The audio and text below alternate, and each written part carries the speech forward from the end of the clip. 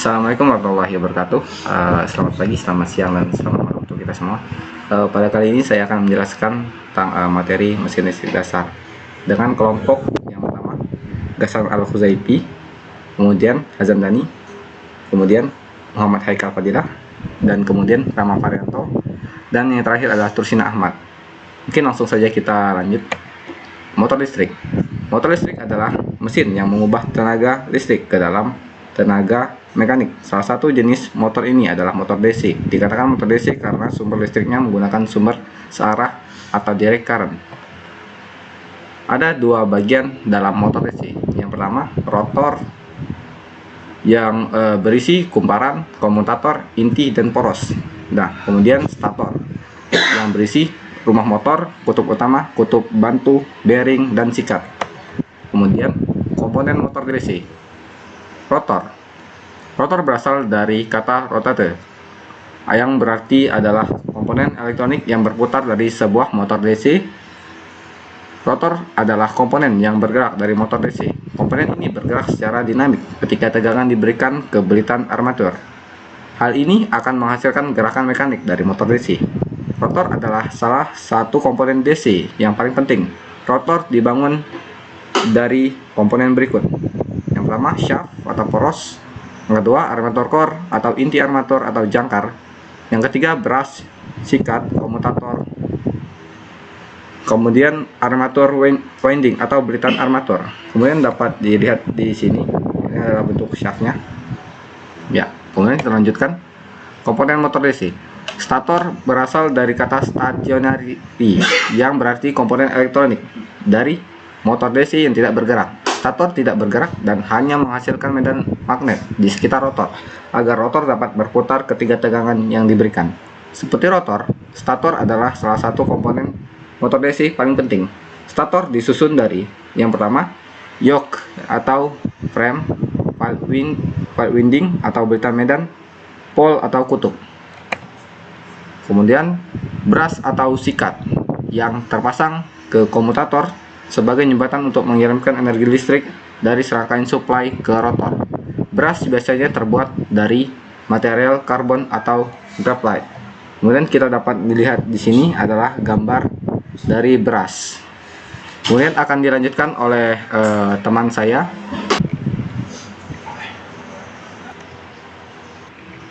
Baiklah, selanjutnya saya akan melanjutkan, yaitu adalah komutator. Komutator dibuat dari slip ring atau cincin yang dipotong menjadi beberapa bagian atau segmen.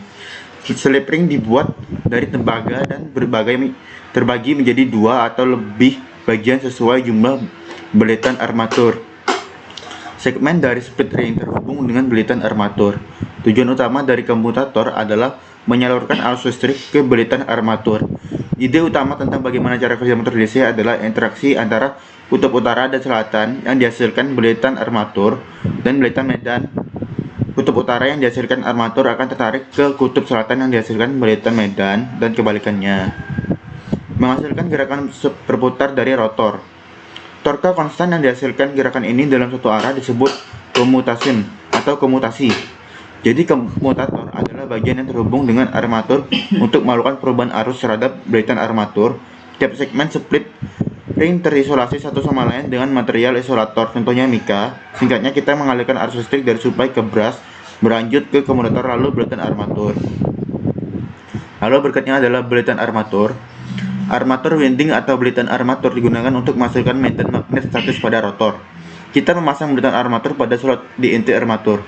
Belitan armatur dapat dibuat dari konstruksi lap winding, konstruksi wave winding.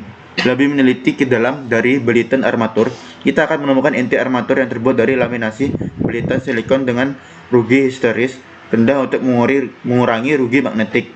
Lembaran besi laminasi ini akan dirangkai bersama membentuk inti armatur dengan bentuk silinder. Kita juga memiliki slot dalam inti dengan material yang sama dengan inti. Di gambar ini bisa dilihat, yang atasnya adalah armatur core, yang bawah adalah armatur winding. Berikutnya adalah belitan medan.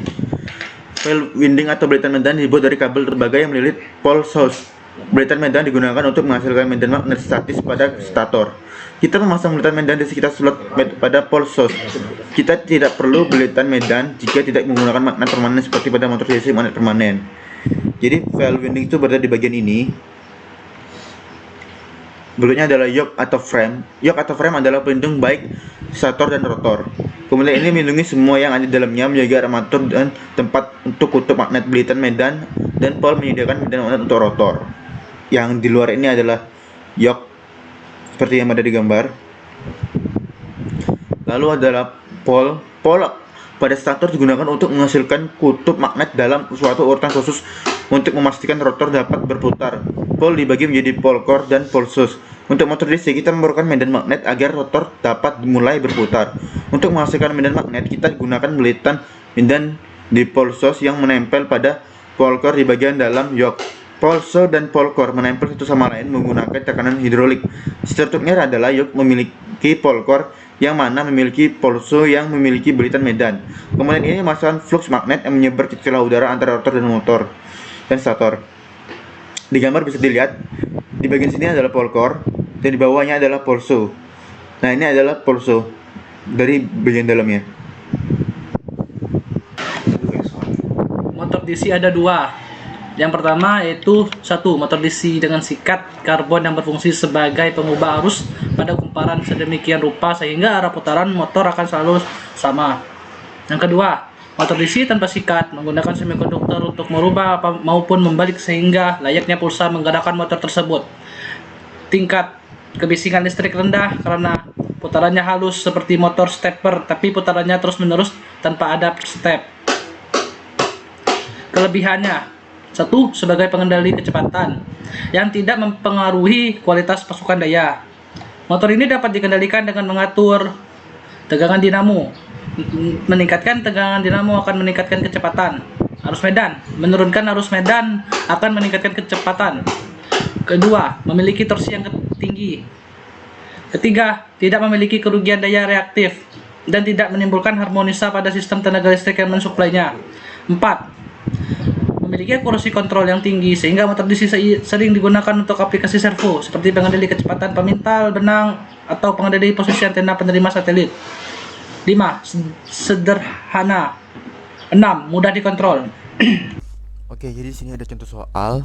Nah, itu soal dari motor DC. Jadi soalnya sebuah motor DC mempunyai kerawatan medan magnet 0,8 T. Di bawah pengaruh medan magnet terdapat 400 kW pengantar dengan arus 10 ampere.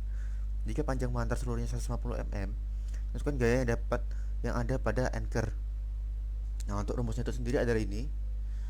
Nah, kita sudah tahu ini ada nilainya, lalu langsung saja kita inputkan angka-angka itu pada rumus sehingga dapatkan 0,8 Vs per M pangkat 2, lalu ada 10 ampere kali 0,15 lalu kali 400. Nah, lalu jumlahkan sehingga dapatkan nilai per 80 VSA per M. Setelah itu per 80 jadi VS per M sehingga menjadi per 80 N. Oke, selanjutnya transformator. Pengertian transformator. Transformator atau trafo adalah alat yang digunakan untuk menaikkan atau menurunkan tegangan bolak-balik AC. Transformator terdiri dari 3 komponen pokok, yaitu kumparan pertama primer yang bertindak sebagai input, kumparan kedua sekunder yang bertindak sebagai output, dan inti besi yang berfungsi untuk memperkuat medan magnet yang dihasilkan. Berikut bisa dilihat prinsip kerja transformator. Di sini kumparan primer yang harus bolak-balik menyebabkan terjadinya perubahan medan magnet pada kumparan primer. Kumparan sekunder yaitu perubahan medan magnetik pada kumparan sekunder menghasilkan GGL induksi. Perubahan medan magnet pada kumparan primer diteruskan oleh inti besi lunak ke kumparan sekunder. Selanjutnya akan dijelaskan oleh Muhammad Aikal Fadilah. Baiklah, saya akan melanjutkan bagian pada trafo. Inti trafo merupakan bagian pada transformator yang dililit oleh kawat penghantar. Jumlah kumparan dan banyaknya lilitan yang melilit inti trafo berbeda-beda sesuai dengan desain, rancangan, besar tegangan dan arus yang diinginkan. Saat kumparan primer trafo diberikan arus listrik, maka akan timbul aliran flux magnetik di dalam inti trafo. Aliran ini akan menginduksi kumparan sekunder, sehingga menimbulkan tegangan induksi pada kumparan sekunder tersebut. Bentuk dan jenis bahan pembuat inti bermacam-macam sesuai desain pabriknya. Namun secara umum, inti trafo terbuat dari bahan besi atau baja lunak yang berbentuk lembaran-lembaran dan disusun dalam formasi bentuk tertentu.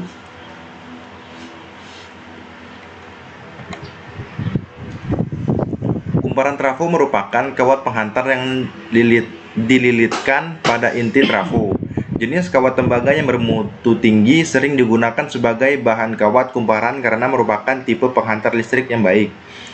Setiap trafo setidaknya memiliki 2 buah kumparan yang dililitkan pada inti yang sama, yaitu kumparan primer yang terhubung dengan sumber tegangan dan kumparan sekunder yang terhubung ke beban.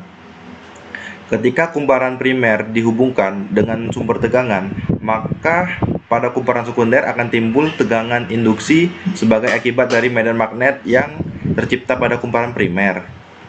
Bentuk dan jumlah lilitan pada jenis trafo bermacam-macam sesuai dengan rancangan dari pabrik pembuatnya.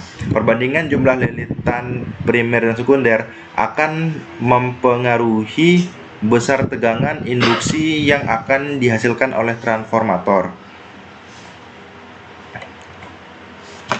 Lapisan isolasi diperlukan agar tidak terjadi hubungan singkat antar tiap bagian yang ada pada trafo. Isolasi ini mencegah hubungan antara kumparan dan inti trafo yang merupakan bahan dari logam. Selain itu, isolasi juga diperlukan untuk mencegah adanya hubungan antar kawat atau kumparan di dalam trafo. Bahan isolasi dibuat dari jenis bahan yang memiliki daya resistensi sangat tinggi sehingga tidak mudah ditembus oleh arus listrik. Jenis bahan isolasi yang bermutu tinggi mampu menjamin tiap bagian trafo tidak saling bersentuhan. Pada jenis trafo tegangan tinggi seperti yang ada pada sirkuit distribusi aliran listrik dari PLN menggunakan bahan isolasi yang lebih tebal agar dapat menangani aliran arus listrik yang besar. Tangki atau wadah merupakan bentuk trafo secara keseluruhan. Fungsi utama dari wadah adalah untuk melindungi trafo dari lingkungan luar, seperti hujan atau yang lainnya. Tangki juga merupakan tempat atau wadah tempat meletakkan transformator. Jenis trafo yang menggunakan wadah seperti ini biasanya adalah trafo tegangan tinggi yang berhubungan dengan arus listrik yang sangat besar. Umumnya, bentuk tangki trafo memiliki ukuran yang besar dan tertutup. Bahan pembuat tangki transformator biasanya dari plat baja atau aluminium dengan ketebalan tertentu. Pada sisi luar tangki dirancang dengan bentuk bersirip untuk membantu proses pendinginan trafo agar lebih maksimal.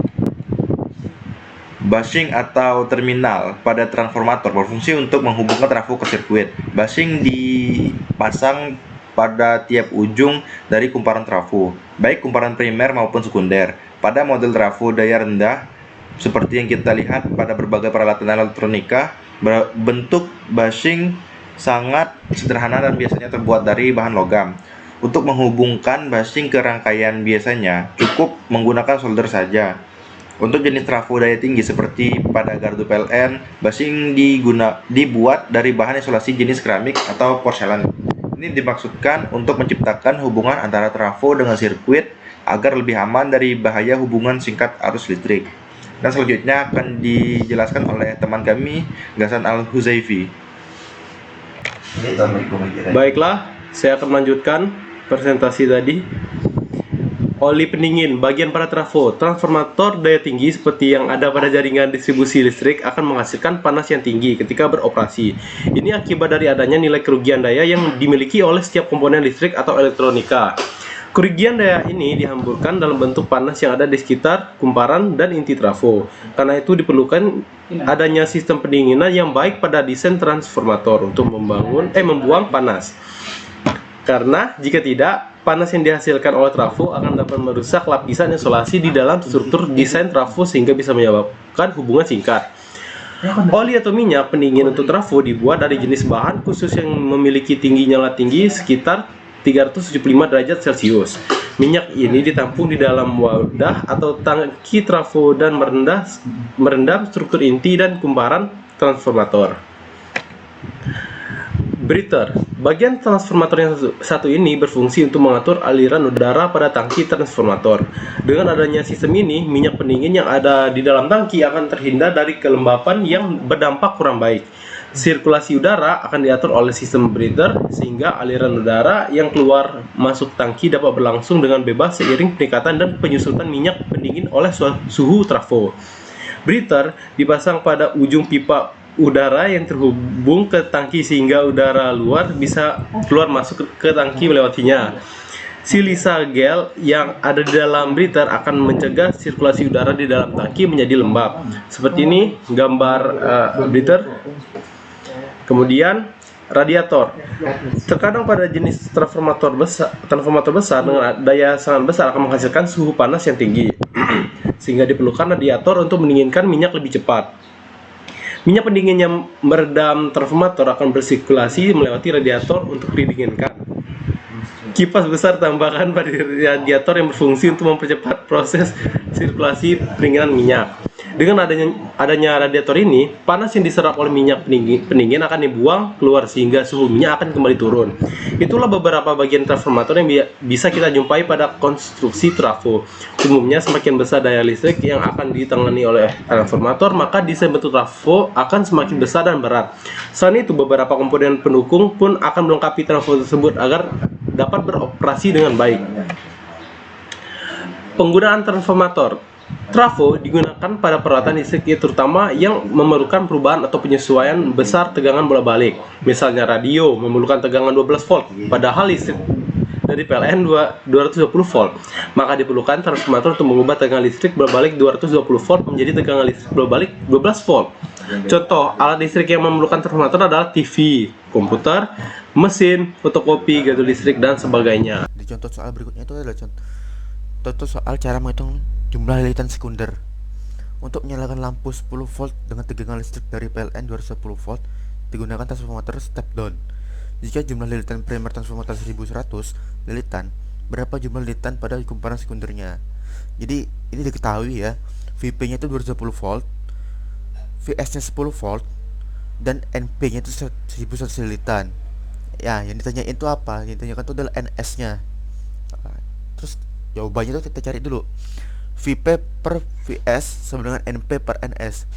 Jadi 200 per 10 sama dengan 1100 per NS. Sehingga NS 10 volt per 220 volt dikali 1100. Sehingga dapatlah jawaban NS sama dengan 50. Jadi banyaknya lilitan sekunder adalah 50 lilitan. Sekian presentasi dari kelompok kami. Terima kasih.